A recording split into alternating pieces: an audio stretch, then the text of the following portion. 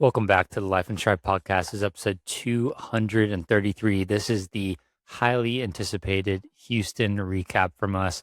Not only was it me, Scotty, and Danny, we also had our good friends Sam Meredith and Chris Sadler, who had awesome PRs at the Houston Marathon as well on this episode.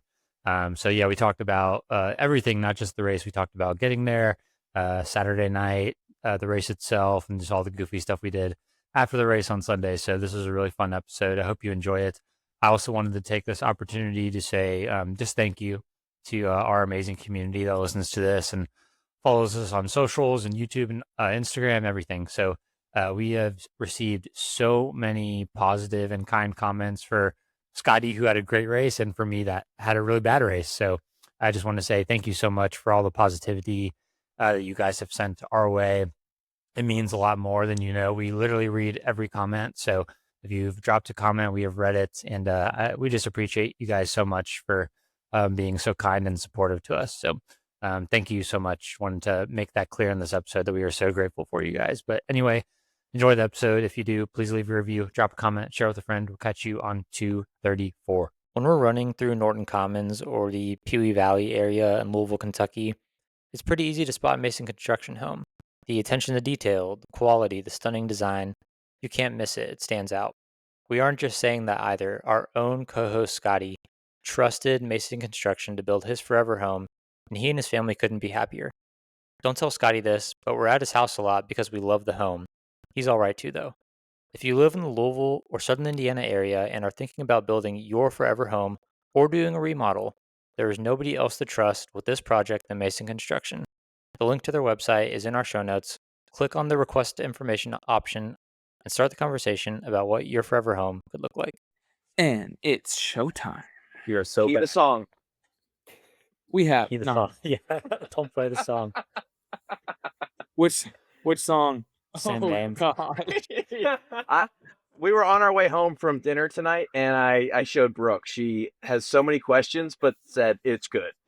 Was it funny? Yes. Did it come off funny? Did you go to Hooters for dinner? The Crank the Hog song? Yes.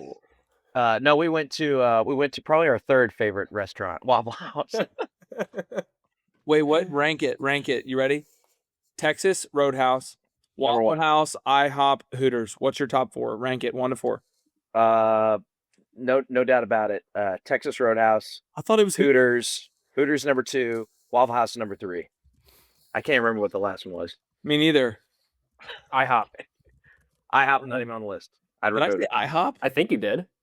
Why did I say IHOP? I don't know. I thought that We was never go cool there. too. Yeah, IHOP's not that great. No, it's overpriced too. hot Yeah. take. I had a hot take number 1. We need a hot take meter. Ding. Number 1.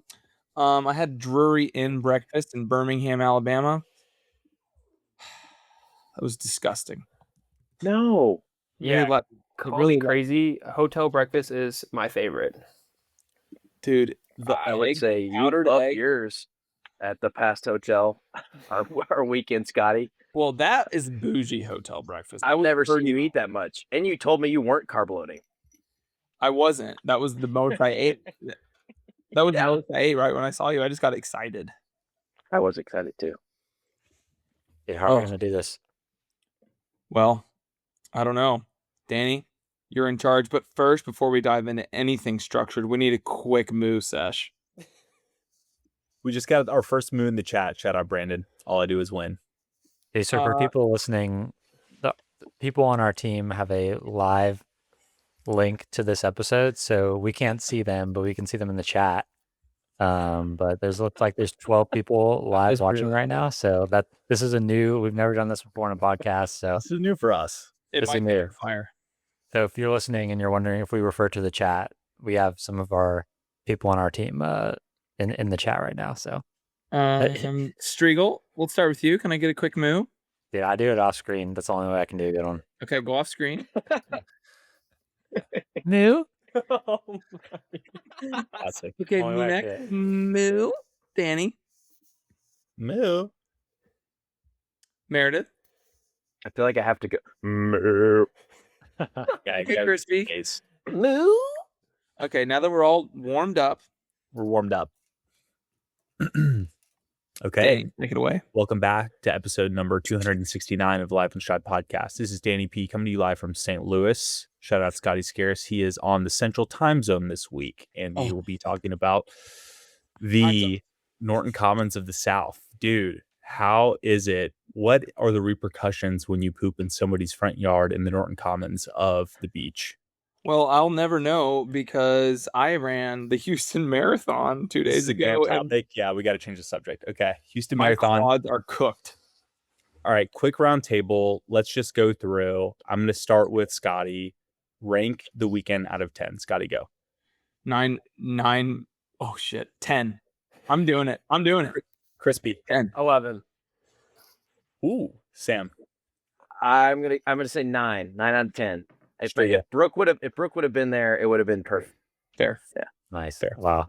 Solid answer. I'm gonna go like 5 because the race was a 0 out of 10, but the vibes were a 10 out of 10. So I want to go right in the middle for sure. The only reason I wasn't super upset after the race was because the vibes were so good from the boys. So Yeah. We wish you could have been there, Danny. That would have been. Yeah, I- that'd have been electric. I had so much FOMO, and I was like, man, do I really want to come on this podcast? Because like the boys are gonna be talking about the weekend, but like I'm so glad I'm here because I can feel the energy of Houston coming through the screen into my eye holes. So Thinking about You did race. I did. I got 2 and stuck, 2, right? dude. All right, yeah. Come on, let's talk about my race. All right, this is really important. Yes, you did have a race. This is the highly touted, highly prestigious, I might add, Frostbite series in St. Louis. And it's a series of 5 races every 2 weeks throughout the winter. Great for training. This weekend was the 12K. And, I show up to the start line as usual. I've adopted the Chris Strieg strategy of you don't stand in front ever at the start line. You got to pick like 2-3 rows back so you can kind of scout the competition. I saw a couple guys who have beat me in races in the past, and I was like, ooh, there might be some competition here. Oh my gosh, what is this? That's crazy. I put it on the screen, dude. What? That's cool. Oh, dude, I had to. All right, we got to do that more. Okay, so I'll long do it. story short, I'm leading the entire race of this 12K, and I'm having like a pretty bad race. It's windy, it's freezing rain and hail, like sideways, very hilly course. And I come to the last mile, and I hear footsteps behind me, and this guy catches me. I'm like, all right, we're gonna duke it out. So he puts in like 3 hard surges. I cover every one, and then he puts in his 4th with a mile to go, or probably 1200. Dude drops a 5:20 last mile. And I was just like, I can't do that. That's my 5K pace. I'm not covering that. So long story short, led the 12K for the entire time, got dropped by a high schooler in the last mile. So There's honor in that. Legit. Yeah, that's Yeah. legit. You Yeah. could have tripped him. honestly, I think I might next time. And Yeah, and you got my to sweep friend the was- leg. My friend was trying to make me feel better, telling me that he was like the 3,200 meter state championship or state champion in Missouri. And I looked him up. No, it's the wrong guy. This is just like looking really good high schooler. So the wrong guy. yeah. That was a legit race, though, Danny. Congrats, dude. Thank you, bro. Yeah, Thank you. That's a 116.5 right there, dude. You should have ran that last K. I mean, maybe like if it were flat course and weather, but my actual like Strava, because the course was about 400 short, so my actual Strava average was like 5:55, which like is a good time, right? Like I'm not being pissy about coming in second, but I still like, think that's should've run me. 76. Is there Anyway, a it's good, flat? Is there a flat race in any of that series, Danny, or is it all through the hilly part? Dude, there's a very flat side of Forest Park, and they do not like that side for whatever reason. Like it's all hills, man. But it's part of the everyone's got to race it, Yeah. Houston, on the other hand, quite So hilly, dude. So hilly. Flat, Yeah. flat. Sam, how did you attack that hill in Houston? And what's your strategy for going around the 180 turn? Are you doing the Japanese flip turn, or are you going? I thought about doing that, and if I didn't have issues with my like hammy, I totally would have done it just because I was going to try to look cool in front of Sadler. But I was like, no, I need to finish this race. Well, you and Sadler, and you can tell the story, Sadler, but you guys you all started the race together, right? Hand in hand. Oh gosh, we were together like until what, 22? I think 23. Yeah, Yeah. yeah, it was truly awesome, man. It was incredible. I can't think. I know I've been like texting you separately from the chat, like I love you, bro. He's just been sending me kitties all day. Yeah. Dude, I want to hear, before we dive into the race, I want to hear about like the Saturday, like what'd you all do Saturday during the day? Because I got there late, but it sounds like you all had a great day. So That was more me and Meredith. So Yeah. let's go through it, Meredith. We get there, right? it. Meredith's already there. I wake him up. I'm like, I Correct. landed, and I'm like, he's like, hello. And I'm like, brother, I'm in an Uber. I'm headed to the hotel. Wake up. I'm putting my bags in, and we're going. We're like doing breakfast and a run. And he's like, what? And I'm like, we're starting. And literally from that moment, like when I got to the hotel, we didn't separate until we landed in Louisville. Like, Yeah. except for sleeping. Like, it was the most I've ever stayed together in a group run setting. But we had breakfast together, right? And Yep. then You ate so much, dude. And I had just eaten, by the way, and then I like freaked out for some reason and panicked when the lady came by and asked me what I wanted to eat or drink, and I went, yeah, I'll just have what he's having. With Jude's thing of pancakes and coffee. So that didn't really sit well on our shakeout, but No, it didn't. It was Both fun. had cramps. And then so we did the shakeout. After we did the shakeout at 10 from the J Dubs in Houston, the route was super nice, by the way. That is the awesome. JW. Yeah. Dude, I will say, Shout out Grant, by the way. shout out Grant. Grant has the Marriott Plus Extra Plus bougie membership because Sam's room was like the penthouse and mine was like the shack. Dude, my hotel was buns. Terrible. Oh no. Dude, they didn't have hot water after the race. It was like a No. cold shower. No way. Oh, yikes. Yeah. Dude, how are we just now hearing this? I think I suppressed it. I was just like in shock. The vibes were too high. You Vibes couldn't were even too high. complain. I sent the picture to you guys just, in the scarf, and I was just like, I'm straight pimping right now. Dude, so we let's just go through this mare. It was like a freaking episode of like Friends or The Office or something. It was just like, Yeah, it was Alex, Ben, Paige Voss, me. No I know we last went. name. Oh, excuse I'm me. kidding. Sorry. You have to beep it out. Sorry. Beep. Then we went to Expo. Oh, who said they don't like Expos here? Me. oh me, Yeah. 1000%. Danny, do you like Those. I like expos. I think some are better than others, but I think the Houston Expo is one of the better ones. Yeah. Had a bunch of cool stuff. Yeah. Scotty bought some shoes. I did. I got the Metaspeed Rays. Scotty bought I got these $300 shoes with socks. Expo. Ooh, I like those socks. Oh, those are cool. Yeah. All Nice, right. dude. I need to hear your thoughts on expos. Then we can talk about Scotty's Metaspeed Rays did you impulse buy those, Scotty, at the expo? 1000%. From the time I saw them, to the time I purchased them was no joke, 3.5 minutes. Wow. Here's what I think expos need to improve. I think they need to make it more of like a place that you want to hang out at, because it's just like a big, convention hall. That's a good and, like, idea. the lighting's all off, and they need to make the vibes better. That's my one improvement that I offer for expos. Sam, do you have any improvements, or do you just Dude, I have an idea. okay? I think if people actually stuck to I thought it was cool how they asked you what time you wanted to come pick up your packet. So maybe that would like spread it out a little bit better. So then you have more room, maybe places to sit, potentially eat, have a beverage or two. I think that'd be good. Yeah.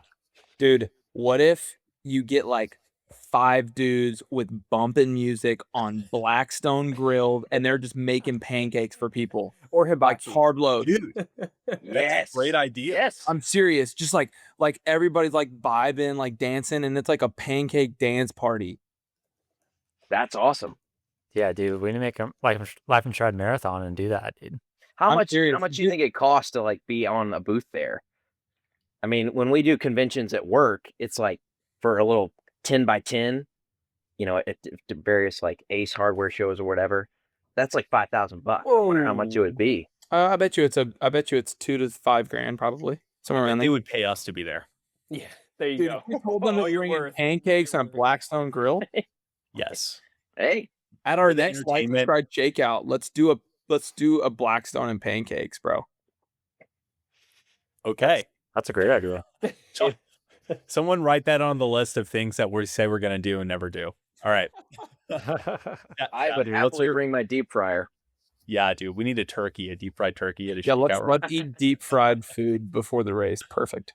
Could be I think good. that would be the best running event. That's what ultras do, right? Is they have just like brunch Yes. at like a aid station. You know what I mean? Yeah. It's like a cookout, like a tailgate. Agreed. Sadler, what's your improvement to expos to make them better? I think Sam was onto something with the like pick a time to go, but I don't think that'll ever work because like I put a time in there and I knew for a fact I wasn't going to make that time. Yeah. Me neither. Yeah, I think Houston was kind of onto something. They made you go to 3 separate spots to like grab your bib, grab your bag, and then go scan your bib. Yeah. So like they kept you moving. Mhm. But I think they need to spread the booths out. I think less is more, to be honest with you. I'm like Striegel. I got so overwhelmed at this expo and I was like, I just need to leave. Like I just wanted to get out of there. I was like, I just need to find throwaway gloves and leave. They less is did more. the Houston Expo, Danny. I don't think anybody told you this, but they had a mechanical bowl, but they had a mechanical shoe. Oh yeah, for Yeah. It was Brooks had a What? shoe that you could sit on, and all of us knew could do it. But I'm like, I'm not about to do that before a peak marathon. Dude, Danny, they also had a soccer station where they things popped up and you'd kick the ball at like this hexagon shape. You would have killed that. There was some guy going hard in there, like sweating, but that was a wild scene. I'm like the guy at the national championship Dr. Pepper challenge, like best passing the football into the Yeah. That's me at the Houston Marathon Expo. Taking it so seriously. Chris Striegel, what's your improvement to the expo? Or He didn't go. I didn't go to the expo. Scotty got my bib. oh but yeah. But I will say one thing I did like about how Houston did the shirts is they don't give you the shirt unless you finish the race. And I really like that. Like they don't give you a shirt in your like pickup bag. You like get it after you finish the race in the Yeah. expo. So I respect that move. So Their a good beanies move. were actually kind of sick. beanies are sick. Dang, I left mine. Were they cool? You left yours? Dude, like I said, cold shower after I was just kind of getting out of there. Oof. I'll mail you mine. Sweet. Can you actually just cut it in half? We'll split it. Yes. Just cut it in half. Yeah. I'll give you the top. Yeah. Okay. Go ahead. Give me the end band. That'd be kind of cool, actually. Yeah. Did we finish talking about your guys Saturday? No. So Yeah. great point, Danny. Thanks Oh. for getting us back on track here. I got you. That's what We I'm here go to the expo. So we leave the and then expo. there's 7 of us, I think, and we're like, okay, or 6 of us. We're like, okay, we need food. We need lunch. We want sweet green. So we literally walk like a mile back from the expo, and we're going in a way that I feel like isn't the right way. Ben just at every intersection, Ben Boss goes, look, we can either go straight or left. That was the joke the whole weekend. Yeah. And so we get to this sweet green, which is literally on the other side of the block from our hotel. It's real close. Alex is like, let's get it to go because I want to go like lay in bed and just eat in bed. I'm like, okay. And we get to the front door and it says closed. It's 1 p.m. on a Saturday. And funny, Sadler tried to go to the same sweet green when he came back. Oh no, Dude, It real was quick. closed on I Saturdays and Sundays. tried to add a stop into my Uber to like stop there, but my Uber driver didn't speak any English. Like I was 0 for 7 on Uber. Striegel's wife had to help me on one of them, but I asked him like, hey, can I add a stop? And he just like looked at me and I go, nah, just keep going, man. Don't worry about it. Just get me there. Yeah. So we go to this sweet green and we're like, everybody's getting hangry and everybody is getting too many steps, starting to get the taper panics. And we're like, we still want sweet green. So Sam Meredith is like, I'll order an Uber XL. We'll go to another sweet green. So we get in this Uber XL. Our man from Egypt, his name was Nadir. Nadir smoked 14 packs a day in his Chevy Tahoe, and it smelled like Vegas. I'm pretty sure. Number one, he was a very nice guy. Extremely the nicest dude. The nice dude. But he was using the top of his car as an ashtray. There was just Put his cigarettes out on the top of the hood of his Tahoe.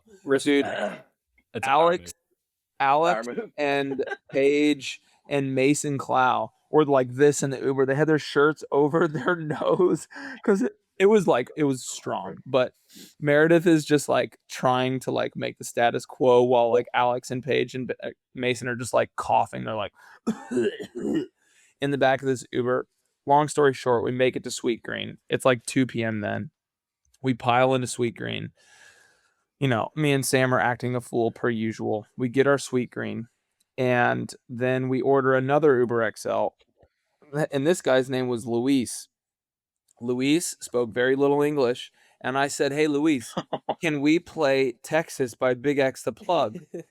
And he was like, "What?" And he said "what" in Spanish, which is K for those of you who don't know.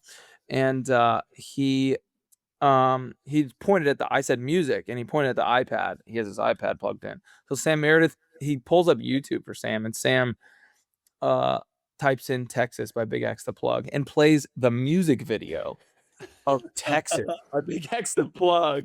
If you haven't seen it, give it a watch, because it's pretty it's a lot. It's somewhat uncomfortable to watch with a guy who doesn't speak English, and you're just like, all right. And Sam is just like up front with this dude. He's extremely uncomfortable. We get out of that Uber and we get back at the hotel, and then everybody takes a nap. I finish watching F1 the movie. Highly recommend. Highly recommend. Insane. So good. Best movie I've seen in 2026. It's the only one I've seen in 2026. And then we went to dinner, which was great. Shout out Vic at Mile 7. Who was at Mile 7? Sam Vic wait, on Mile wait, and shout out Sam Meredith for the charcuterie boards. Big guy over here. Those were nice. 2 charcuterie boards. There was mystery meat on there, and we all ate it. Yeah, I just had 2 charcuterie boards for dinner and 8 non-alcoholic beers. This is true. Are you a runner? Do you need running shoes, gear, apparel, more? If so, I got the scoop for you. Kencom's Running Store is the best place to buy any running supplies you need. Located in the St. Matthews area of Louisville, Kentucky, the friendly staff will take excellent care of you. If you are a newer runner and need help finding the right shoes, or you're looking to get plugged into the Louisville running community, this is where you need to start. If you don't live in Louisville, check out werunlou.com. We have a discount code and the link to the website in the show notes, and the shipping is free for purchases over $100. I promise you, Matt and team are the friendliest people you can meet. Don't hesitate. Get your running supplies at Kencom's Running Store and support an amazing local business. They were Heineken 0.0s. Yep. Yeah, that's a great move. Like the non-alcoholic beers is a good move the night before the race. Like there's no alcohol in them. You're not gonna have a hangover, and they got a ton of carbs, bro. He was down on them, dude. Yeah. That Brooke was actually. I was sending her pictures from the airport on Friday when I left to go to Houston, and she was like, "You might not want to stray too far from your normal. Maybe have like a couple real beers." I was like, "Nope, I'm doing non-alcoholic till the race is over." Yeah. Worth it. And So after you guys got back from dinner, I was like going up to the 11th floor because I heard there was free water bottles up there. And you guys had the same idea, I guess. So I opened the elevator on the 11th floor, and there's like Sam, Scotty, Ben Voss, Mason, all of them. And they all like, Strieg. Yeah. And I was so embarrassed because we were like right outside people's rooms. So I was like, all right, like little. Oh, and there was another couple that walked by too. Yeah. And there's another couple in the elevator with me. So I was just, I got red in the face for sure. But he was supremely embarrassed. Yeah. Strieg that was secondhand embarrassment is the best. Not as embarrassing though. Scotty in the Sam, I want to hear you like tell this story. So there's this like really nice lounge area on the 11th floor of the JW, and I guess you have to have like a certain card. Like I don't know, but Grant must have had it because I had his room and I got us in. But there's free drinks, there's snacks, and there's all these different TVs, but there's oddly enough, there's only one remote. And I think it was the Packers and the Bears game. Yes. Was on, and we were trying to watch it away from this other couple they're like dressed up in all Packers gear. So they're like locked in on the game. But we go and we're like, hey, do you mind if we just, or excuse me, Scotty goes over and says, hey, do you mind if we just click up and down? I just want to see the number of the channel. I'm trying to find a channel so we can put it on that TV. Well, he presses up and then it just goes, I don't know, haywire. The TV couldn't find the game. The guy was getting actively pissed. He was so mad. I like looked at him like 4 times. I was like, dude, I'm so sorry. And he was like, call the front desk, like figure out how to get this back on. And I was like, dude, I'm so sorry. And he was just like, he never said it's okay. His He's wife not was okay like, with that. his wife was like, it's okay. And luckily Ben Voss found it. It was on Amazon Prime and he had to search it. And it wasn't even like a channel you could type in. But regardless, That was rough. that was But very, their son was racing, right? I don't know. I was couple- too focused on how pissed he was. I didn't ask him about his Okay. son. Well, the couple from Milwaukee, that's what it was. Their son was racing, so hopefully he did well. Yeah. We don't know. What a guy. But the dad's probably super pissed because they lost too. And then we found Strieg. And then we went to bed. No, we don't. Yeah. Yeah. We went And to then bed. we woke up. Race morning, dude. Race morning was we met, dude, in What the time lobby. did you guys wake up? 4:30. 4:30.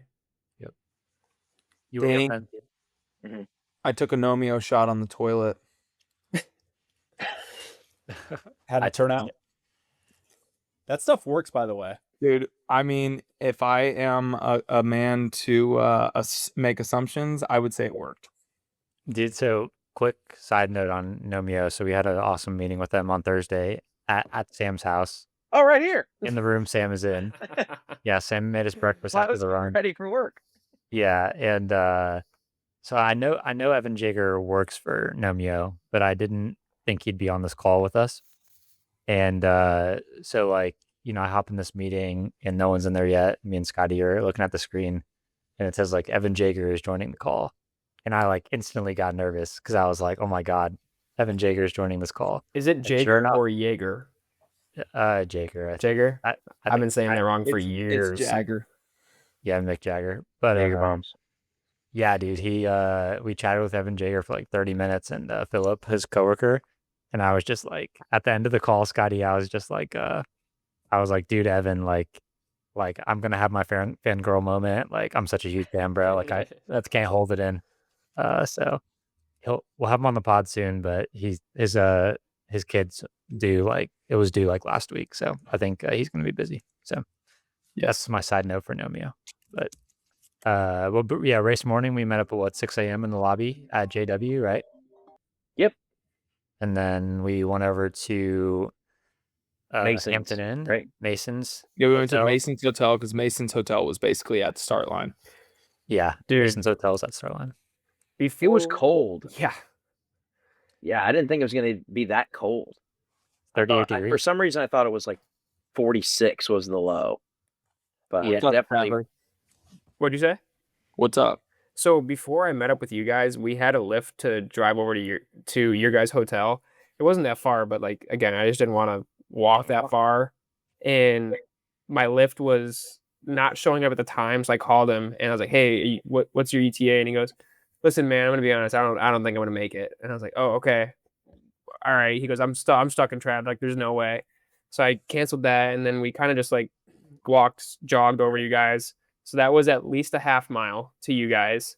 Then we got there, walked 0.2, 0.3 to Mason's Hotel. At that point, 3, yeah. Yeah. And then you guys were all hanging out there, and I was like, crap, like we have a bag to check. And that was so hectic because we had to go to the convention center. It's in the opposite direction. Dude, and remember after the race how hard it was to navigate that convention center? We went to one end and then back because we passed it. And like at this point, I'm freaking out because like I wanted to start with you guys. And Kendra keeps saying like, it's fine, just go. I'll take care of it. And I'm like, I'm not leaving you like in the middle of all this. Like I don't even know where the start line is. So to be honest with you, like we're in this together.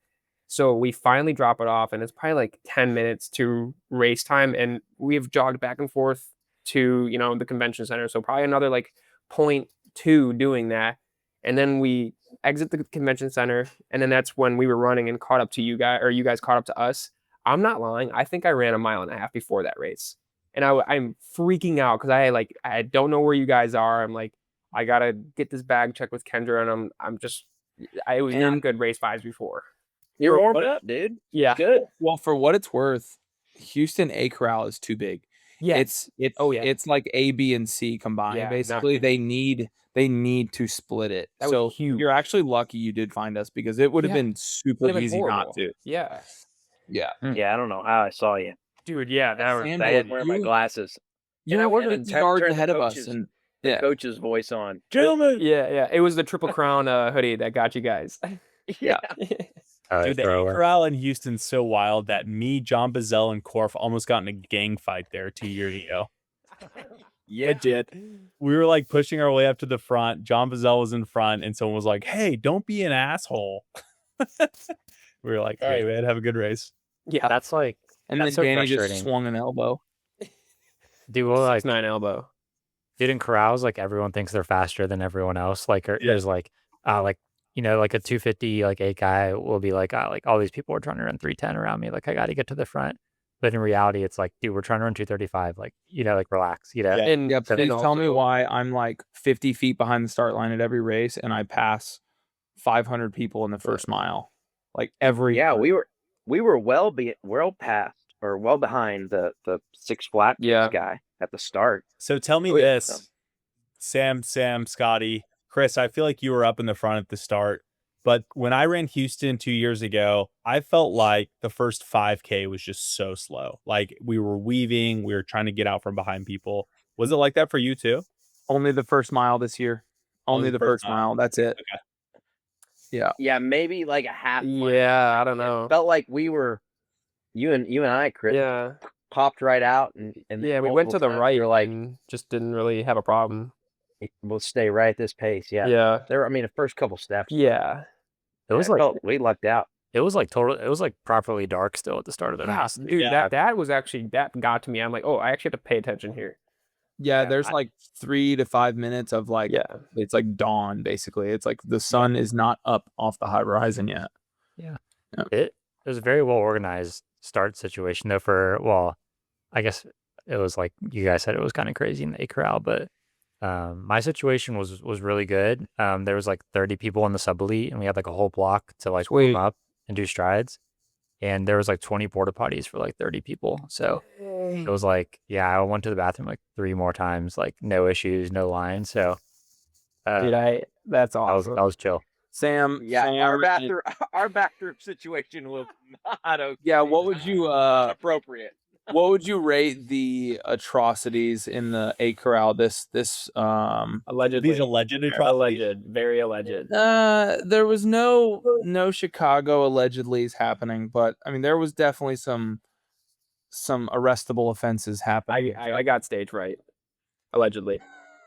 I was right next to you, and there was a woman. Well, Dude, I laughed. No, I laughed. I was like, I'm gonna be myself during the race. I don't care. I can't do it. yeah.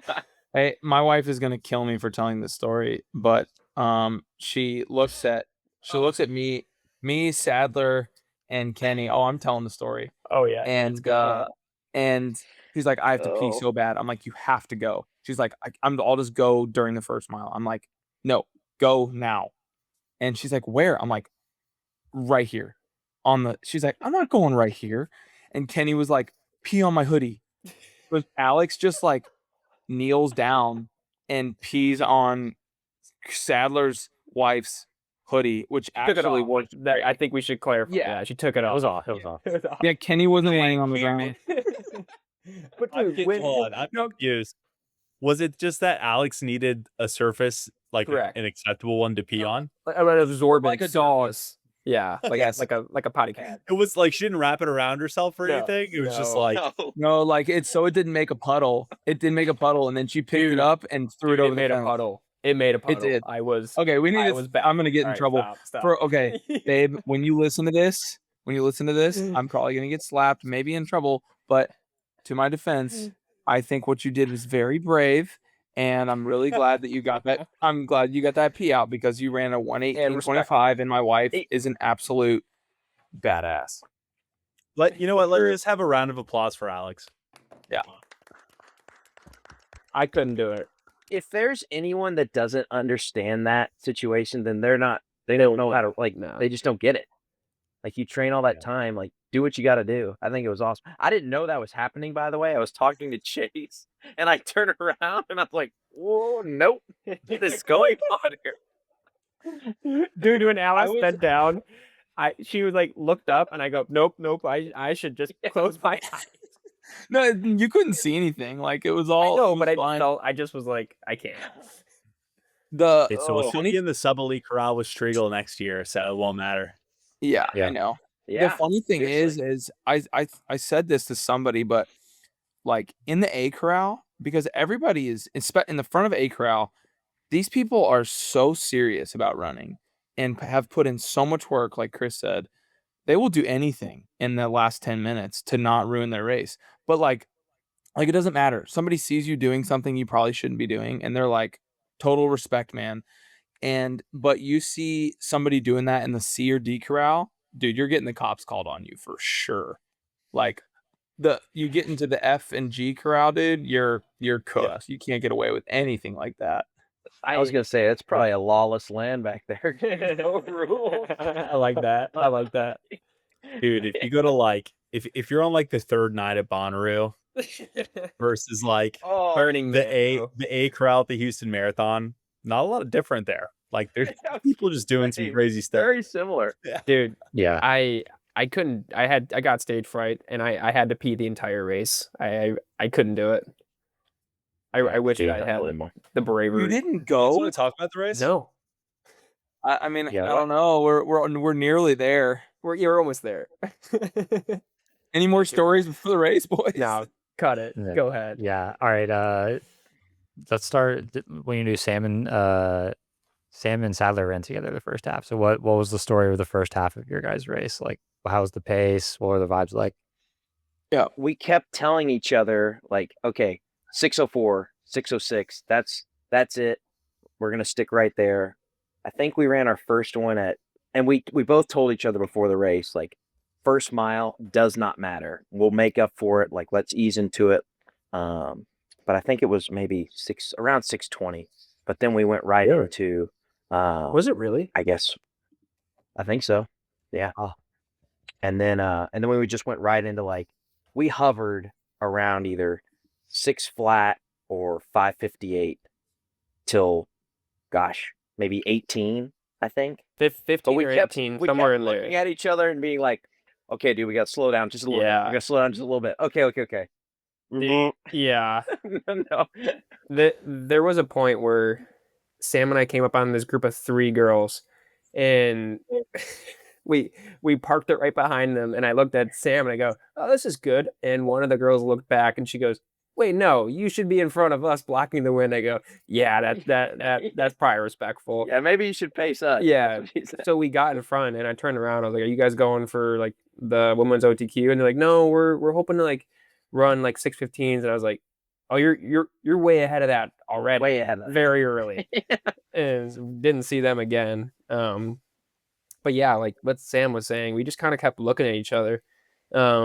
And I remember at one point, I forget what mile it was at. Maybe it was your first Morton that you couldn't get down. I think we saw like one 5:59, and I looked at you and I go, I don't want to see any more under 6. And you're like, yeah, you're right. So we just kind of kept like gut checking one another and just honestly pulling back. And I think that saved us, because like every time we pulled back just for like that 1 to 2 seconds, it felt like we were walking at that point. Yeah. But we literally, our paces were just, we might have felt like we slowed down, but we really just I'm kept pulling right it at up that 6 because flat.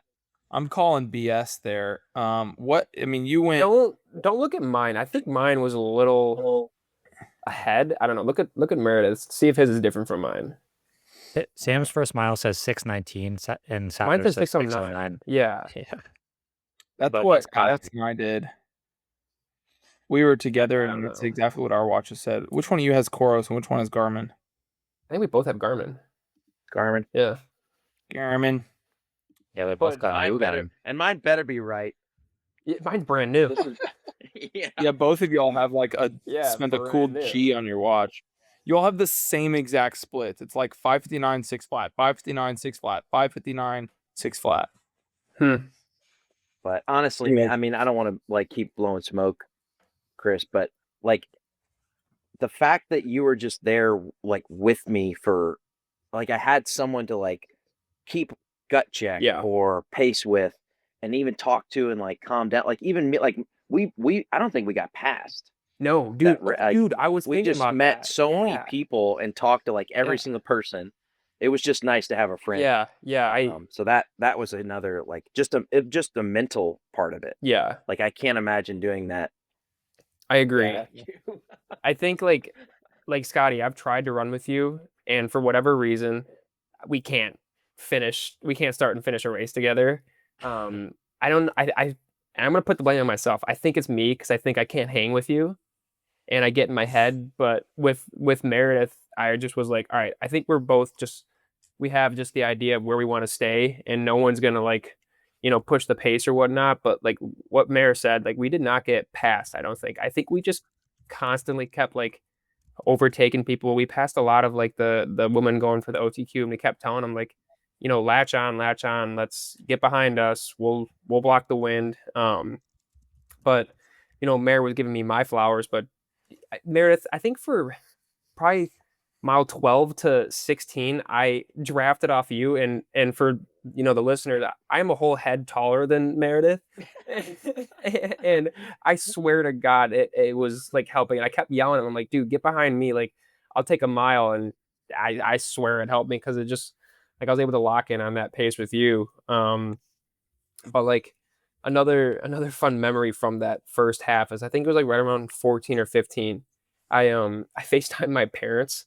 Just I don't know why. I pulled a Scotty and I was like, I gotta FaceTime my parents, and I was just laughing with that. And Meredith's like, oh hey Sanders, how we doing? And I was like, this is beyond wild. Like we're at mile 14, 15 of a marathon, and Meredith is just going, hey Sadler's, like who can have that conversation with like your buddy's parents in the middle of a marathon?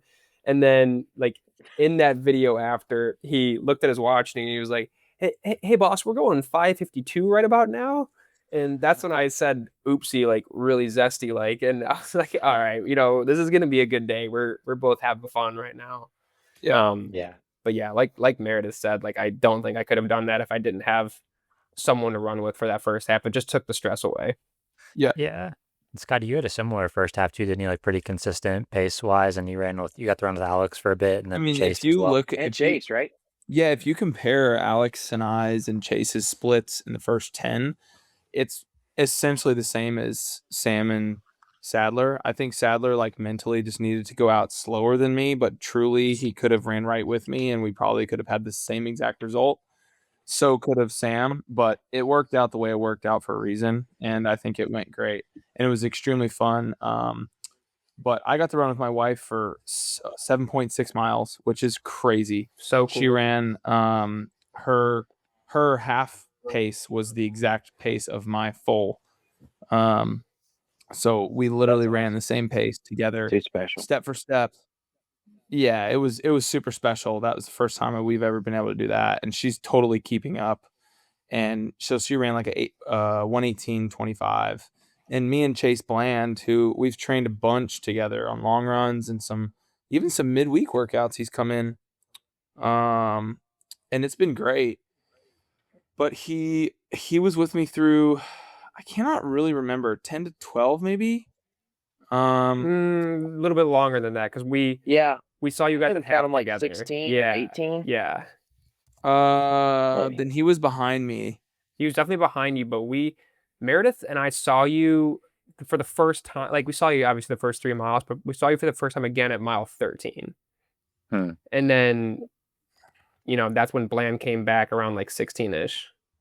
Yeah. Oh, so you all saw Scotty at 13 and the turnaround, 180 turn? Yeah. How far back were you all? Oh, I mean, 20, 30 seconds? Or no, 50 yards maybe. Oh, really? Okay. Yeah. So at that point, you knew you guys were probably going to cross paths like at some point later in the race. I didn't have that. I was like, surely, like I'm going to be way ahead of them. That's what I thought. But then we made that turnaround, and then they both were like, "What's up, Scotty?" And I was like, "Oh my gosh, they're right behind me." So which in turn, I actually started, if you see from that point, like that was right at 13.1, essentially. Like when we made that turnaround, that was half point.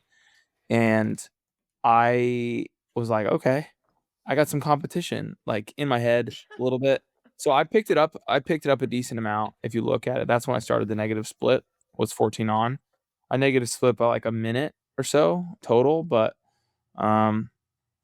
there was a couple things to note. Chase Bland looked at me. I want to say it was like around 10, maybe like 9 to 10 or so.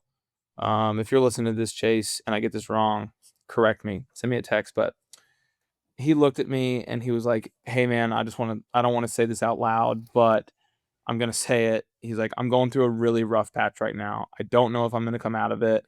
But like you keep going and I'm gonna like see what I can do."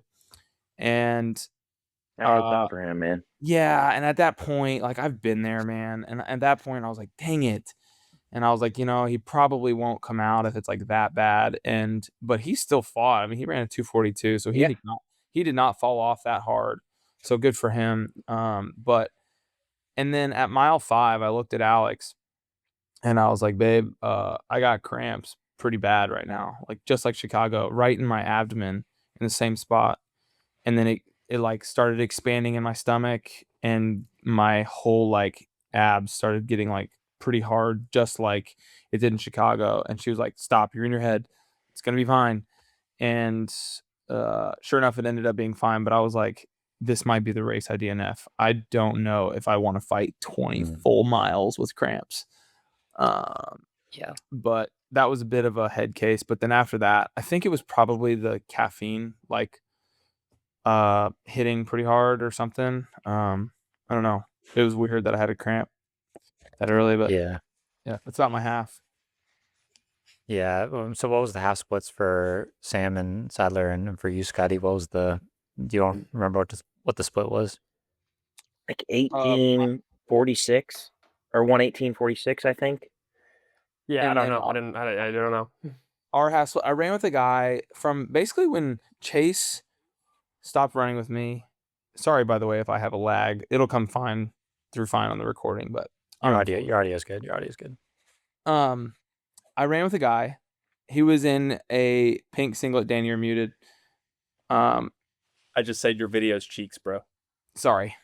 Well, just know I look great, Danny, for you. I'm just over here adding value. I know. Right after I like lost Bland a little bit, this guy, he like commented on my music that he was like, dude, I love the music. I cannot remember his name. I'm so sorry. He's from Idaho. Dude, like he ran 236, I'm pretty sure. But we ran together the whole second half. He was with me basically step for step. He was a freaking beast. But I looked at my watch and it was 13.3 and I was like, did you catch our half split? He was like, it was 1:18:29 on the dot. And I was like, that's exactly where I want to be. Dude, Nice. I missed the half tracker or whatever on my bib didn't catch it up. And everyone that I coach and then like my family and everyone thought I dropped out. Because it said like location unavailable. So they were all freaking out. And then like I guess 25K catches up again, but yeah, that was funny because I had my phone on me so I could like see their text and I was like, well, I'm still here. Yeah. Do you guys have anything else in the first half, or should I talk about mine a little bit? Let's hear about yours, man. No, hit it. Yeah, I want to hear about yours. Yeah, mine was so I found some guys early on Danny's buddy from St. Louis said he's trying to run like 217. So I knew like his back was going to be a bit too fast for me, but then I found some guys at the start that said they were going to go through half around my 219 flat pace, which is what I wanted. And after the race, I went on Strava and found out that like most of that group, like their PRs were like kind of in the mid to high 220s. So maybe it wasn't like the best group to like, I don't know, like they're maybe like rely on like pace wise, because I essentially found out like I think I had the fastest PR in the group, which like isn't like always the best situation for sure. So Oh yeah, and Todd said I met his buddy Drew Bean. That might have been one of them in that group. But yeah, anyway, so we went out like 5:17 first mile through 10K and like 30 it was like 32:45. So we were rolling, 219 pace, so around 219 flat pace. After like 10K, I feel like we started running to those like nice trees, where like those tree lined streets. And that's when like I started noticing like a bit of a headwind. And we started slowing down a bit to like like low to mid 520s, like 520 to 525. And I like didn't love that, but I wasn't willing to like, I didn't want to like push too hard in the headwind and like just burn a match too early. And then it's funny that Jake Dearden guy from BPN, he was like 10 steps ahead of us, and Pretty cool. I like made a push to catch him, and we like kind of grouped up, and yeah. Anyway, so like I didn't really want to be like the sacrificial lamb in the group and like try to like push up 520. So I was like, all right, the group wants to run like 522s to 524s right now, and like there's no one in sight in front of me, like or within a reasonable distance to catch. So that's like best situation to stay with this group. I started feeling like not like kind of pushing hard at like 9 or 10. And I was like, okay, like this is bad, but like, like things can change in the marathon, right? So I'm just going to stick with this group. Were you leading like that entire time pretty much? Were you breaking? I was lot of leading a headwind? lot. I was leading a lot of it. Yeah. Like that headwind was pretty substantial in my opinion. Yeah. I was leading a lot of it. I just like, I had a feeling like if I didn't like push pace on, like the group wasn't gonna like the group would slow down to like 5:30, and I was like, okay, like I can't have any 5:30s in the first half, or like this isn't gonna go well. So yeah, I kind of felt like I had to push. And I knew Jake Dearden was going for 219, sub 219. He like very highly publicized it before the race. I watched his YouTube, and so I was like, okay, like we'll see. So anyway, we go through halfway like slower than I wanted, like almost like 40 seconds slower than I wanted. It was like 110 something, and I wanted 109.30. But there just wasn't really like a good pack for that. So, but yeah, I felt like not great. Like kind of pushed up the hill, used the downhill, and yeah, we hit the 180 turn, and I thought I could still like salvage something. I had a really bad patch from 13 to 15, like not feeling good. Like just tough, or were you cramping or anything, or just Yeah. like the effort Just hard, level yeah. was too high. And this dude in my group made a move to like try to get us back close to 220 pace. And we ran like a 5:16 mile 16. And I like jeez. and yeah, it's on my Strava, 5:16 or 17. I rolled with that move, we hit it, and then then we started running mid 520s again. And I think at like 17, maybe I like fell off the group. And I told myself in that moment, because I've given this advice to other people before, I was like, okay, I'm gonna run like 1:5:40, like just get my shit together, and then like hopefully the group will still be within like 5 to 10 seconds to me. I'll like catch back up to them once I like get through this rough patch. And yeah, there was, got through that mile, and I was just like, yeah, like I got nothing to catch up to these guys. And yeah, so that's kind of, I won't go to the finish. I'll let you guys talk about your finish first, and I'll talk about mine. But yeah, that's kind of like my first half. I found a group. We, had good pace early on, kind of fell off through halfway. They tried to keep on it around 15, 16, and then kind of imploded from there. So you were pretty good up until like 15 though, right? Yeah. Like I think I was probably on like PR pace still through like 16 or 17 miles, but then yeah, it just got ugly pretty fast at that point. So And at that point, you were still able to take all your gels, right? yeah. I took my first 3 gels. I think I ate a little too much before the race, but yeah, I was like the last one I didn't take. I just knew it wasn't my day, and I was like, yeah, my stomach's feeling like pretty bloated, so I'm just gonna not take this one. But the race wasn't like a stomach issues thing for sure, but yeah, my stomach wasn't great either. But yeah, it was just like effort level was too high too early, and I was just like, sometimes in the marathon you get that second wind, and it just you just hold it the rest of the way, and sometimes it doesn't happen. So yeah, so Hard it's to all stay good. patient for that though. Yeah. Like we had said Zuher on yesterday, and he said he went through like a really rough patch. Oh really? I haven't listened to that yet. For like a mile, and he was like, I don't know if I'm gonna get through this, but he thought it was like when your body switches from like carbohydrates to fats, like It starts burning transition.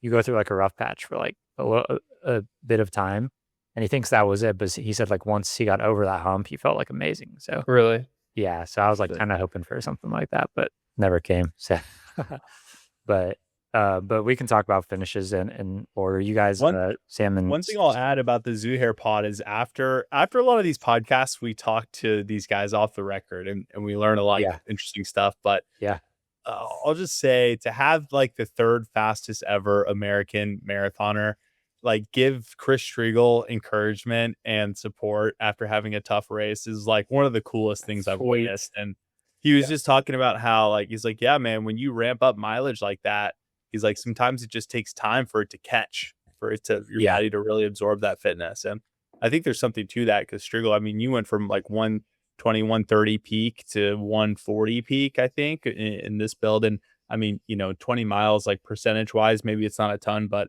I think that every incremental mile that you add on past 100 gets exponentially harder. So How many weeks did you have at that kind of high mileage, Chris, of that 140? I think 8 or 9, like between. Yeah. I think I had 9 between 125 and 140. So not that you need, any of us have told you this multiple times or need to say it, but you're a badass, dude. Yeah. I mean, one race doesn't define anybody. Yeah. So.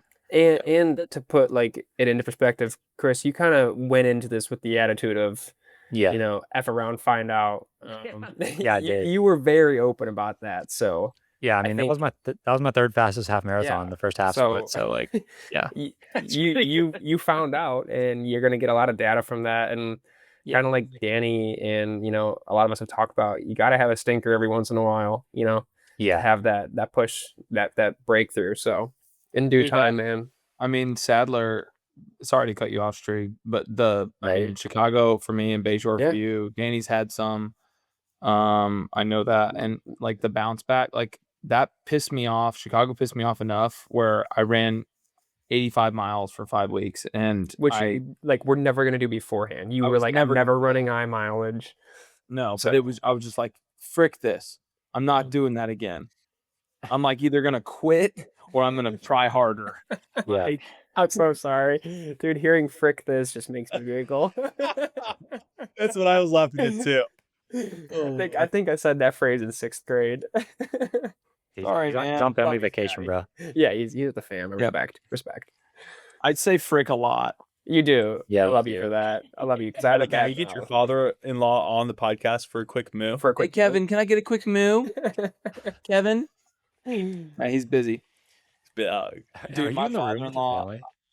No, I'm. This is actually a legit house. It's like, yes, I'm trolling. Well, kind of not. I've asked him for multiple moves. He hasn't said yes yet. I would never ask my father-in-law for that, bro. That'd be like the most painful thing ever. I've asked him for at least 5 times for a mood tonight. I'll get it. But anyways, my father-in-law pulls. We like get here and we're unloading, and he has this tub of it's a total of 1,000 milligrams of THC and CBD. And it's like a powder that you put in a drink.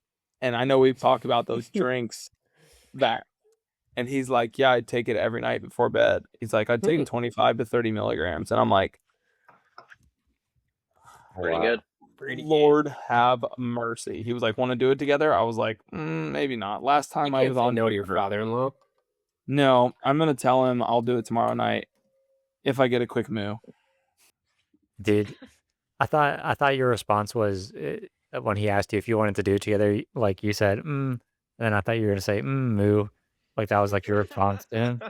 That'd have been funny. Dang, that'd be wild.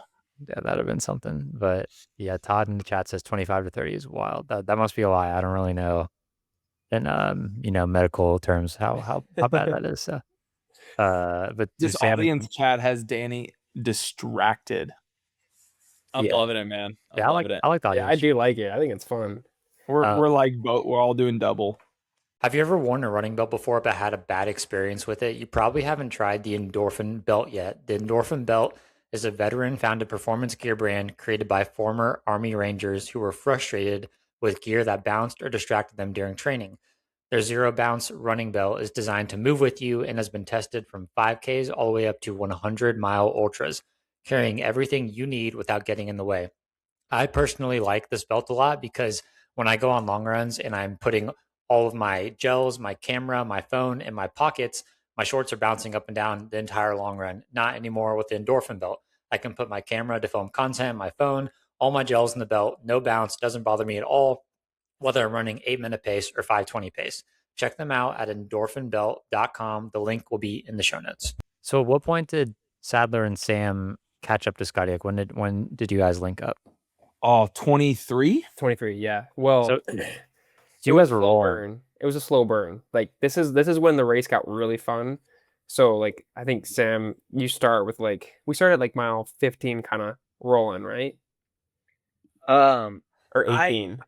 Thomas Cave had told me he's run some really awesome marathons. Yeah. Like he's low 230, and he was telling me, you know, because I've raced a couple, and I don't know, he was just like, dude, at mile 16, turn your watch to like the time of day Universal clock. and just yeah. keep telling yourself, like, don't look at your watch anymore, just forget about it, and just keep saying, like, you have an hour left. You might And you go said that to faster, me. you might go slower. You said that to me Like, too. 1 hour left. You can do anything in 1 hour. And right before that, I was kind of, I don't want to say like pity party, but I was like starting to really hurt. Oh, but you, Sadler, were like, dude, come on, stay right on me. And then we passed 16, and I was like, I'm either gonna blow up or whatever. But that's when I started clicking like my fastest miles. Yeah. And then I don't know, looked up, and I was like, there's our boy. Yeah. And I saw you, Scotty. Yeah. Well, before And then- that's when you started to like you were falling off a little bit, and I was like, I don't think he's gonna fall off, but I can tell he's hurting. So that's when I like turn around at you, and I'm like, dude, just give me one good reconnect, like try one more time. And then you actually started leading after that. That's when we got with Chase Bland, and we tried to get him to latch on. Yeah. But that's when Sam or Meredith started leading again at what 17-ish, probably 18-ish. Yeah, I guess that second goo was starting to kick in. Your second You know, Morton. Your 30th Yeah. gram of carbs came out. exactly. And then Yeah.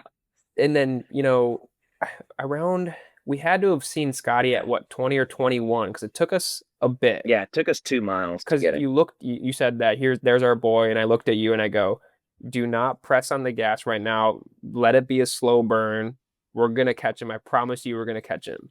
And we just slowly, like I could tell the way we were running. I was like, he's not slowing down, but we're speeding up. Like we're gonna reconnect with him. And I think what was that, Scotty? Right, 23. I screamed It at was you like beforehand. 23. I was so excited.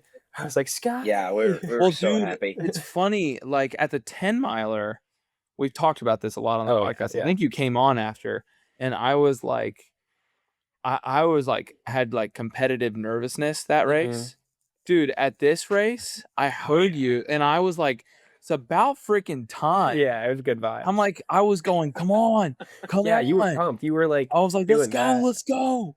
Dude, I was so excited because I was just like running alone. yeah, And I texted Chris Sadler a couple times like since the race. Like we keep texting each other and just being like, I can't believe that happened. yeah, It's still surreal, but I'm just like, man, I could care less that you beat me. yeah. I just am so happy that it ended the way it did. It could have Dude, it was been perfect. It could have been Scotty, Sam, Sadler. It could have been Yeah. Sadler, Sam, Scotty. It didn't matter the order. We finished within 40 seconds of each Yeah. other, and that will probably never happen No, again with any of my friends. Like it could be me, Danny, Colin Zalman. It could be me, Sam, Danny. Like that'll probably never happen again. Yeah. In a marathon where 3 super close friends finish that close. And then like we all hug at the end, and this Yeah. cameraman from the Houston Marathon like sticks a camera in our face, and he's like, "Why is this so special?" And he like kept asking the same question. Yeah. He needed some help on the interview process, but Yeah. we It's all the injection. Oh, good comment. Good comment. Scotty, yeah, that I will never forget when I pulled up on you and Meredith was like not even, 10 yards behind us. And that's when I pulled out my phone and I was like, I gotta get a video. He's like, I right gotta now. film Just, this. Yeah. Yeah. And it was just so cool, like being right next to you. And then Meredith was right behind us. And then I'll never forget you like looking over to me and you're like, what are you running right now? Cause I'm not bonking. Like, are you in the 540s? And I had my music going and I was like, what? And I'm screaming at you. And you're like, what pace are you running? And I was like, I don't know, 540s. And you're like, well, don't let me hold you back. And like, Yeah. I was like, oh, that what a cool thing to say versus like, like, I don't know, being really competitive. And at that point, I was like, I thought you were going to go with me. And you went with me for probably like, I'd say 3/4 of a mile. I'd say. Yeah, I was going to say almost a mile. And then, I finished whatnot. But the best part is I didn't realize how hard you were closing on me. I did not know that. Like you probably put together that last 3 miles way faster than the three of us combined. Maybe You should thank that cameraman. I was gonna catch you till that guy came. so like me and Sam, the last 3 miles, like seriously, like there's so much to talk about this race. I've never had a race with so much excitement packed in. I have to take this chat away. This is distracting as frick right now. But the last 3 miles is me, Sam, and Chris just yo-yoing back and forth, right? And Alex is at mile 25, my wife. She screams at Sadler, like, let's go. And then she sees me and she goes, Sadler's right there. Do not let him go. Do not let him go.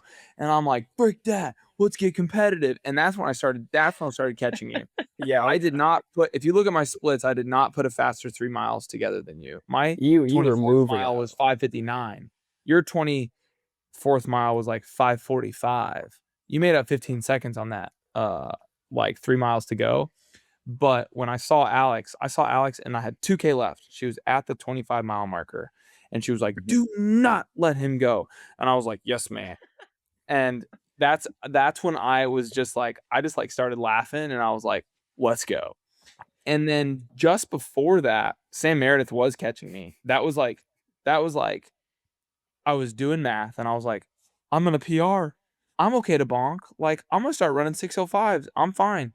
This hurts really bad and I'm going to be happy. I'm going to have a great story to tell. But then Steven Southall, who's one of BPN's cameramen, super nice guy. I connected with him a couple times and he's a fan of the podcast and he came to the Indie Shakeout and stuff, but he runs with me for like, it felt like a mile. It was probably like 90 seconds maybe.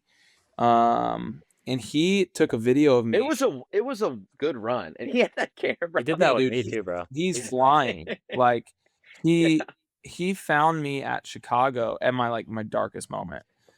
It was like mile 20, I think, and I was so ready to be done, but I was in so much pain, running like 7 flats. And I was like trying to say something poetic. You'd have to look at the video. You're like, I'm not done yet. Today's not my day. Yeah. I'm not done yet. I just said today's not okay, yeah. Which is perfect. I was like, today's not my day, but I'm not done yet. Like, just because I had a bad one doesn't mean I have to give up or whatever. And then I see him again. Dude, I saw him and he just starts running next to me. I look over, I'm like, Chicago wasn't my day, but today's my day. Oh, that's and sweet.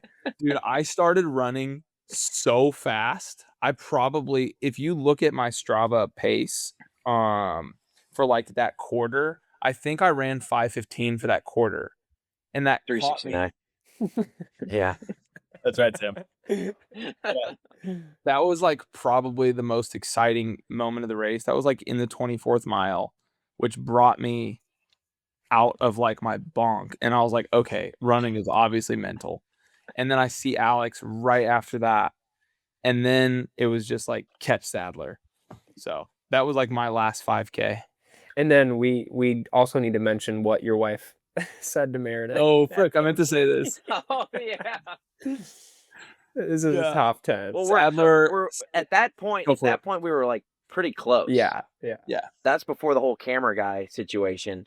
So she's like yelling, "Don't let Sadler go, babe! Don't let." And we're all wearing the black, those new singlets, which are super cool, by the way. Yeah, very nice. But and Scotty and I look so similar. So when she sees him, she's yelling, "Good, keep going, babe." She looks at me and goes, "You keep it up, babe." Like, And then thank you. Sam goes, "Still got it." Still got it. I got it. And that's the second time you said that during the race, though. Dude, Scotty Oh, does yeah, still yeah. have it. Or Sam still got it, bro, for Dude, sure. and I said this too, like, I'm married and I'm so happy with my wife, but I told Sam Meredith after the race, I go, you're a very pretty stride to watch during that race. Thanks. Yes. I always had a good laugh When I'm about that. burping up Martin. Yeah. Dude, Sam, I want you to tell the people how many carbs you took during this race. 40 40 grams of carbs, man. within the first 8 miles. Yeah, Striegel asked me how many I took. yeah, I know you took 6 carb fuel gels. You took 300. 300. Jeez. And you know, Sam, I don't know how, like I don't know how, but like very impressive, man. It makes no very sense. impressive. When I went to try, because we were doing it every 4, Yeah. and you doused yours no problem, and you like offered me like, "Oh, did you get that one down?" And then you like I kept giving him my me some of bottle. your bottle. Yeah. I was like, "No, dude, I'm done with these stupid gels, bro. They suck." Dude, I mean, Yeah. Sadler, on a real note, like when you knew he was struggling to get gels and you all running together was like such a big part of your race. You two had like what me and Cheston had in Carmel, 2023 or 2. Were you worried about him? Were you like, "Oh, he's definitely gonna bonk hard"? I wasn't worried. I was more so like, how is this guy still chewing on the same gel from 3 miles ago? That was incredible. At 16, when he kind of fell off a bit, I'm like, okay, maybe he's starting to hurt, but I don't think he's gonna completely bonk. And if he bonks, he's still gonna probably run, under 240, just because of at that point we had, started really working. Like 3 minutes. Yeah. And to be able to, like, he was saying no to my bottle, so I was like, he knew where his stomach was at. I'm like, all right, he knows what's right for him right now. yeah. Yeah. Dude, that's truly impressive to run 236 with 40 grams of gels. Or, Yeah. carbs, bro. I would Really. like to add, though, is after we all know how big of a puke blow up I had at Bayshore, I finally figured out my fueling and felt Was good. Yeah, what'd you take? completely Sadler? fine. Yeah, well, first of all, this is the first race ever. This is actually kind of funny. This is the first marathon I haven't stopped to walk to take a second. Really? Yeah. Wow. There is many points in a marathon where I just take 2 seconds to like take a gel and reset. But this is also the first marathon I've never like felt the bonk feeling, nothing, like, and was fine taking my gels. So 30 minutes before, I took a cis beta. Shout out Scotty or Danny for the recommendation on those. Yeah, that's not me. Yeah, no, the orange flavor. Those are like similar to the carbs. They have like 40 grams, whatnot. Yeah, 40. 40. They don't have much sodium, but they have like the high sodium ones, but they sold out like right before. So I was kind of freaking out, but I was like, let's just take what we have. So I took that at the 30 minutes before, and then at mile 4, and then I took a precision, which is 30 grams, I believe, at 8, and another cis at 13, precision 17, and then I took half of a cis at like 22. And then You were constantly sipping on your. and then I had a bottle, like a handheld with scratch in there. So like, Nice. I think 40 grams of carbs in that and 800 milligrams of sodium. So I think it averaged out to around 80 to 90 grams of carbs per hour. And maybe 800-ish milligrams of sodium. So definitely low in the sodium, but that didn't affect me because it was kind of cold. So, Yeah. but Yeah. no problems at all. Dude, dialed, man. Yeah. I'll the rest of my race from like where I left off to finish, pretty boring. Yeah, I dropped off my group, and like I think like based on my splits, a lot of people think I like packed it in probably, but it did not feel like that. It was like a pretty miserable like finish for sure. I just The like worst feeling, dude. Yeah, I was like pretty low energy. I was trying to like latch on to people when they came by me and stuff. And it just like, it wasn't happening, man. Like I got to the finish as fast as I could. And on the day it was 2:34. So, but, and I am sore. Like I am sore. My quads hurt. Like I feel like I ran a marathon, like a hard marathon. So I gave what I had on the day and it was just a weird day. So I don't know if it was residual fatigue from being sick or I like just misjudged fitness the first half, went out too fast. I don't know. So it's just, yeah, it's one of those days, man. You just I don't gotta- think he misjudged fitness at all. I think Yeah. yeah, there's something else going on. yeah, that's You were what, doing things in your training block that you'd never done before. yeah, You know? yeah. So, but I guess maybe like the most funny or interesting point in my back half was around like 20 or 21.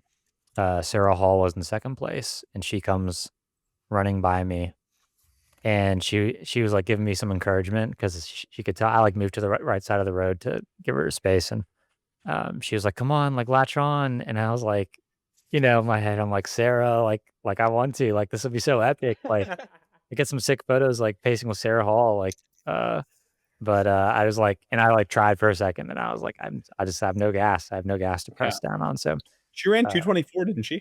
226, 226. 226, nice. Oh, The winner was 224. The winner, That's right. her pack was supposed to go out in 1:10:30, but they went out slower.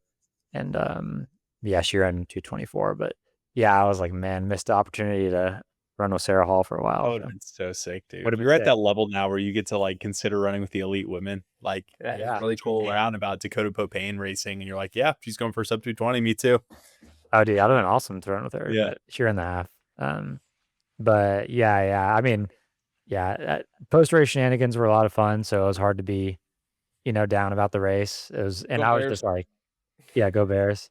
But when I like turned around in the expo center, I was talking to Alan Liu, who's like an OG Life and Stride fan. He was like, Yeah. we gave out a free hat or something for like being the 420th follower or subscriber on Instagram or something like that. we would. If you remember that. We would.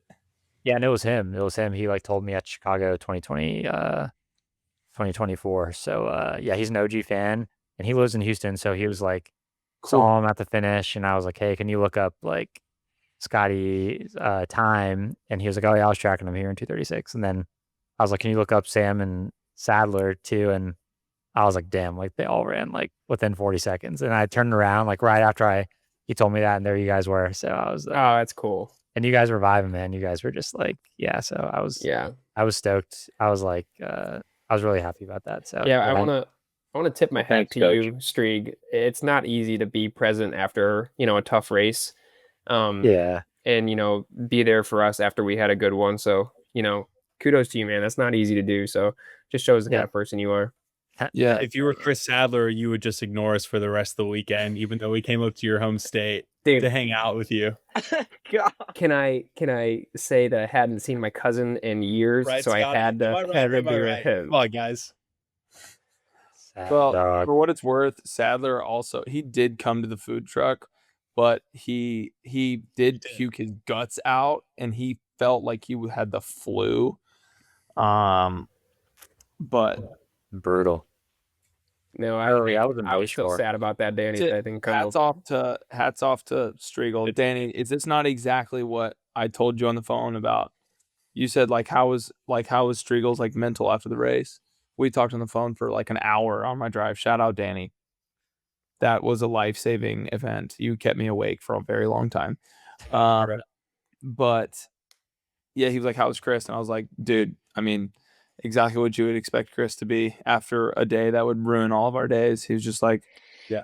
he good sport, like asked everybody about everybody's day, humble, like people never change. I say that all the time. And yeah, I mean, I would have been extremely bummed.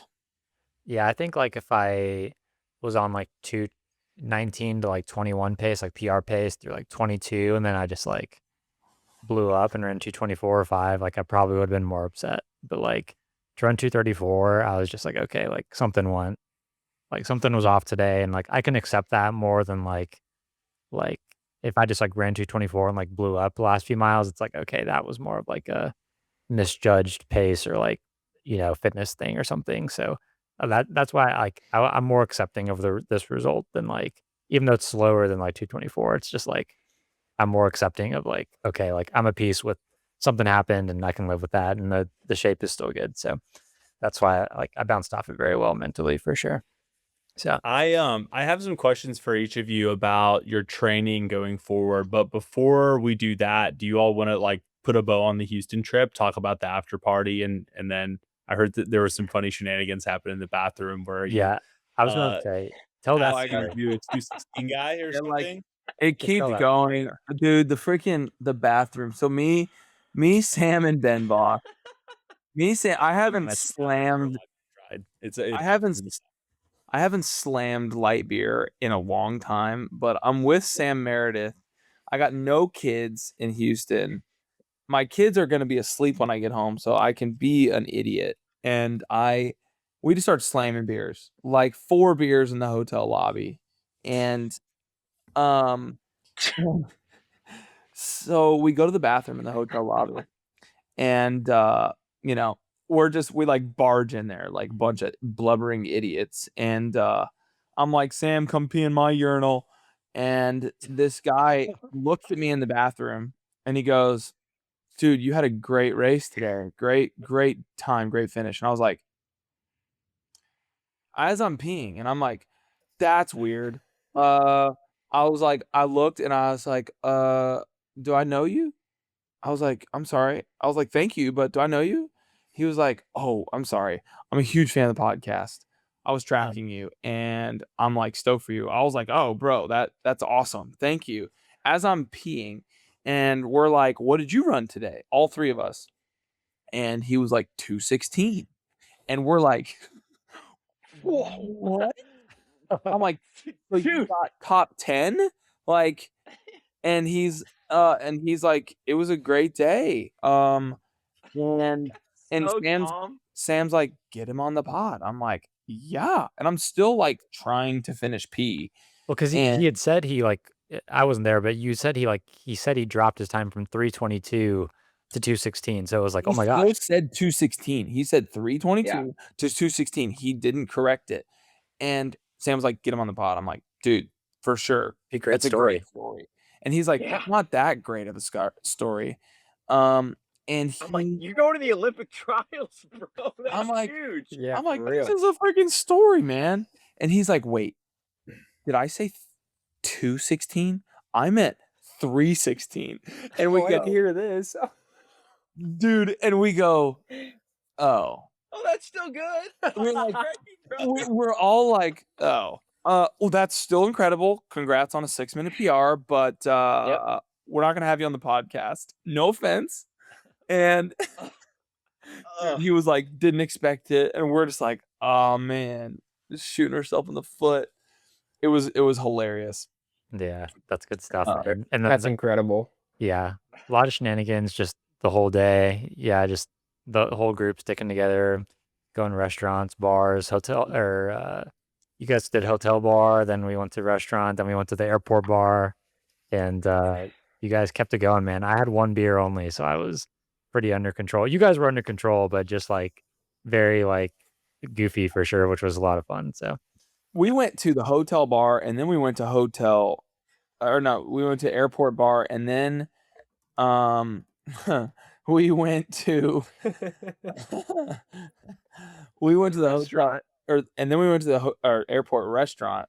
And Meredith sits down, and the guy comes, and he's like a great waiter. He's like has so much energy, and he's like, "What can I do for you guys?" And Meredith's like, "All of us want a beer and a shot of dealer's choice."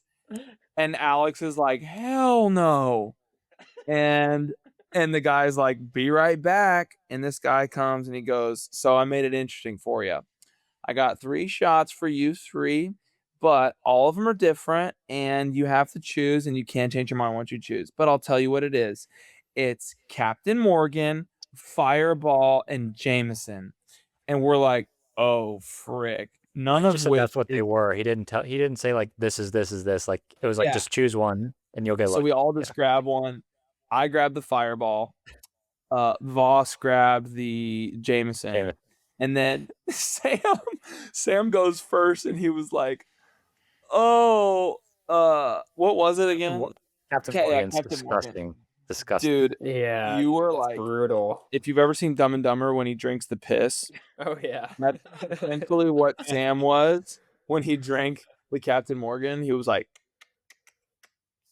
Alrighty then. yeah. It was that was definitely like another. And then we get on the plane, and I We mean, had a lot of fun. we're just like trying not to be stupid. We were not like belligerent by any means. We were just tipsy, just having a good time. Like at the end of the race, just we had a good time celebrating. Sam instantly passed out on the plane, bro. He was done. Hold on. He had his like little neck pillow, and he was cooked. Yeah. I kept saying I was gonna get somebody was just gonna walk on and blow dart me. Hey, can is my signal bad? Oh, it's been bad. It's fine. I mean, you we not- can hear you fine. We can hear Yeah, you. we can hear you fine. Yeah, you're looking Oh pixel. man, I got pictures of Sam. I wanted to show him. Oh well. That's fine. You can on the I saw you Yeah. put one on the Instagram story. He was yeah, I was on fine Instagram. in his That last was season. good. All right, so going forward, post Houston, Sam, you hit an 11-minute PR, I believe. Yes. Is there anything you're gonna stop, start, keep doing about your training? Well, number one, most importantly, Striegonomics does work. If my coach will have me, I would love to stay on the racing team. We will definitely have you. You have to wear I- a I- next race. Done. I think this is the most like 20 milers I've ever done in a block, or 20 milers plus. Yeah. Like I swear it felt like I had one long run at maybe 18, but then the rest were 20 plus. And I think that was the best. So Yeah. and listening to you regarding paces, this is the first time I've ever run an 8-minute mile in a training block. So I'm gonna keep doing That's that. a big win for you. It is a big win. Well, Sam's a hard charger, bro. He is. I Sadler. yeah, I'm just gonna listen to him. Sadler, you hit what was your PR? You were I getting near 7 minutes, right? 7 minutes? Yeah, I think so. So what about your block? What are you gonna stop, start, keep doing about your training? I'm gonna keep doing the like little zone 3 gray zone stuff, the steady state stuff, like 20-30 seconds slower than marathon, and the Ed Eyestone special of the 3 to 4 mile pickup at half marathon pace. It doesn't look hard on paper, but it is brutal. It's hard. Yeah. I'm gonna stop doing 2 midweek workouts because that nearly killed me. Yeah. That I was teetering a line there. I knew I wanted to push it, but I can't do that anymore. And then I'll probably keep the mileage. I'm gonna touch 80 again, but we'll see. Nice. I like that. By 3 minutes. Yeah, almost 3 minutes. So it's back. It was like 2 minutes and 57 seconds. But What are you gonna say? I will keep doing. Strieg coaching. I mean, shout out to Mike Corfage. Oh yeah, I texted him The too. goat. He taught me how to run fast. He taught me how to run fun. I use Strieg this block. Mike has gotten me endless PRs, but this block was done by Strieg, and that I'll continue with Strieg for sure. But Strieg's intensity, just like doing stuff like the threshold stuff and the steady stuff, and listening to Chris, actually, I was like, okay, I like really got to like dial it in and listen, at least on the workout paces and stuff. Yeah, you're good about And that. yeah, the mileage is crucial. If I can stay healthy and do the mileage, that's the ticket for me, for sure. I felt the mileage in my legs late. I felt the 85-mile weeks. Like I was doing. Yeah, dude, that's real. That's real. Yeah.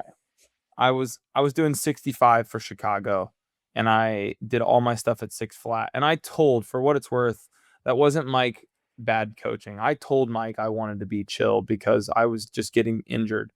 because I was doing crazy stuff, and I told Chris I wanted to be chill. So, or I told Chris I wanted to go hard, and that's what we did. And we, ran 85s to 88 was my peak. So I'll continue with that. I don't think I'll stop doing anything really. Oh, caffeine. Ooh. Caffeine when I started running was a huge part of my running. And I mean, it was like it peaked to, I've said this a bunch, but 600 milligrams at Bayshore, my previous PR. And I swore by it. I stopped taking caffeine before workouts and long runs. And I stopped taking near as many caffeine gels, maximum like 100 milligrams during a run. And that's what I did. I didn't take any caffeine during, only before. And it's funny, I looked at my heart rate after the race because I took it off my watch, and my heart rate spiked right when the caffeine hit my system, like 20, 30 minutes into the race. So it was about 40, 45 minutes after I took the caffeine, my heart rate spiked for like 2 or 3 miles into the 180s. And then it went off 180s as I went faster down into the mid 170s, which I can sustain. So I think that's a big one for me. Scotty, I told you, take that heart rate off the watch face. I'm glad you did it. Yeah, I did. I'm very happy I did. Smart man. I'm so anti heart rate, it's unreal. But that's a rant. I agree, Danny. Yes. And HRV, all that stuff's. Well, I And should. carb I should. loading. And carb loading. Okay, Chris. Yeah. It's definitely not bull crap, but it's more mental, Fanny, for sure. All right. Okay. All right. Chris, what are you gonna start keep doing? I think I'm gonna start like back half of my block. I was doing just like a mini workout on Mondays. I would just do like hill sprints, like 6 like hill sprints. I might keep doing something like that, like not like full blown workout, like 6 200s or like just something really light, just to work on leg speed. I think like I've gotten that advice from Rory, Jacob, like several runners much faster than me that I respect, and like I'm not going to go full blown like I did over summer because I'll get another stress fracture, but I definitely need to like raise my like 5K, 10K pace to like make my marathon faster. Like there's just no way around that. So I might start doing like some 200s or something, maybe every other week, something like that, just to yeah, Blake just said glad Chris clarified he respects Rory. Yeah. Yeah, so maybe like like just a very small secondary workout just to work on leg speed. But I'm going to keep the mileage 125 to 140. Was 140 necessary? I don't know. 125 to 130 is probably like a better sweet spot for me. And then like keep the basis of my training threshold and steady work. I think like that's the bread and butter of marathon training right there, is like just do a bunch of work at that. And then when you get closer to the race, do the more specific stuff. Marathon pace and long runs, that kind of stuff. But bread and butter of marathon threshold steady. And then something I'm going to quit doing. Getting 6 hours of sleep a night, dude. I do that like pretty much every night before we run, and then I just rely on a nap after the run, and that's just bad. That's just like not a good way to go about sleep. So I need to quit getting 6 hours of sleep. That's probably my number one thing. That's actually like more of a common sleep pattern to like caveman. Yeah, it is. They do like afternoon nap. Like I need Serious. to not rely on a nap, like in general. Like I rely on naps like way too heavily. So Dude, well, like you what have I'm a kid saying on is, the like, way. what you're Yeah. doing is actually like what like early man did. It's Yeah. like it's true. Yeah, it is. So I mean, I don't necessarily know that. Like I read this book. This is a tangent, but it's called Why We Sleep by Matthew Walker, and I think he talks about it in there. He's like the leading sleep scientist. Yeah. And you should check it out. But yeah, he talks about like sleep patterns and how we adapted the 8 hours of sleep because of like work schedules, the 40-hour work week, and industrial revolution and stuff. Whereas it used to be more like what you do with like a 6 hour sleep and then 2 hours in the afternoon. So I don't know, man. I think Yeah. like, yeah, the 6 hours of sleep, you know, as long as you're getting that 2-hour nap, like if that's your schedule and it's been for the past couple of years since you've been training like this, then I mean, I don't know that's the one thing that. Yeah, maybe it's Yeah. not. I mean, yeah, did it affect my training? Like, probably not. But there's just some mornings I wake up after like 6 hours and I like go do a workout and I'm just like, man, like my eyes are feeling like they want to close, you know? Yeah. So I it's feel just that like, for sure. that's not always super ideal, but Todd overall, says, "Oh no, is Danny becoming a barefoot runner?" No, Todd. no I time. am already a barefoot runner. I like. Yeah. But Danny, so even though it's you're what? Are you halfway through your block? Or are you we're closer close, to bro. the We're end? close. What do you think? Yeah, I think I'm like 4 weeks out. And Let's go. Close. I think So are you still I think it's feeling gonna be confident already? PR day. Yeah. Yeah. You know, I mean, it's a marathon. Anything can happen. But Yeah. Todd actually, who's Trolling. making fun of me in the chat, dude, who's trolling me, dude. Todd. I thought we were gonna run together, bro. I'm not so sure because Scotty's coaching him now, and every workout I check of Todd's, he's like doing it 5 seconds faster than me. So I'm like, I don't know. Danny, But it's what's up? I'm telling you, man, in Mesa, just go out a little bit slower, kind of like what Meredith and I did. That's what you did in Yeah. Bayshore, and it'll work. I'm telling you, man. Oh, I mean, that's how I've raced I every mean, yeah, PR that's that how I've you had. race every PR. Exactly. Yeah. Yeah. But Mesa, I might actually not do that Because of the downhill. Yeah. the first half's downhill. It'll be hard to do that. Yeah. Yeah, it would be. But anything else, boys, before we wrap? We're 92 It's a good minutes. pod, man. guys. That was a I'm great happy pod. for That was all fun. you all. Every big race recap's always going to be a long one. People like that though. Like people get excited when we drop a 90-minute race Yeah. recap for sure. So, but all right, episode Boys. 232. I'm gonna end it on a toast. Oh, all right. Are we ready? I'm ready. If you quit lagging, we will be. You What a can't privilege, see buddy. me. You can't. What? So what a privilege. What a privilege. Yeah. It is what a privilege to, all that nonsense. But this is a toast to friends. Shout out to my brother-in-law Henry for this toast. He started running and I think he's going to sign up for the Twin Cities Marathon. He lives in Minneapolis. And I am so excited that he might sign up for this marathon. But every time he runs, he texts me. And he was never into running before.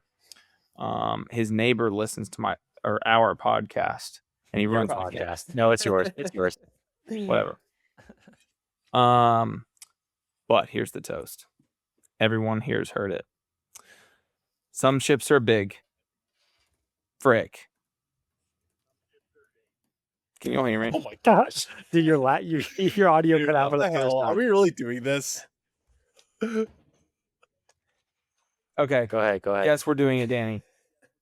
Some ships are big. I want to hear it. Some I've never ships heard are this. big. Some ships are small. Freaking cutting me off. I said this after like my first beer in high school. Oh, let's go. Danny, it's Go ahead, Scott. obviously satire, but I'm not going to finish now because you think I'm being serious. Okay. Dude, do it. 233. No, Oh, Scotty, we need it. We need it. I need it.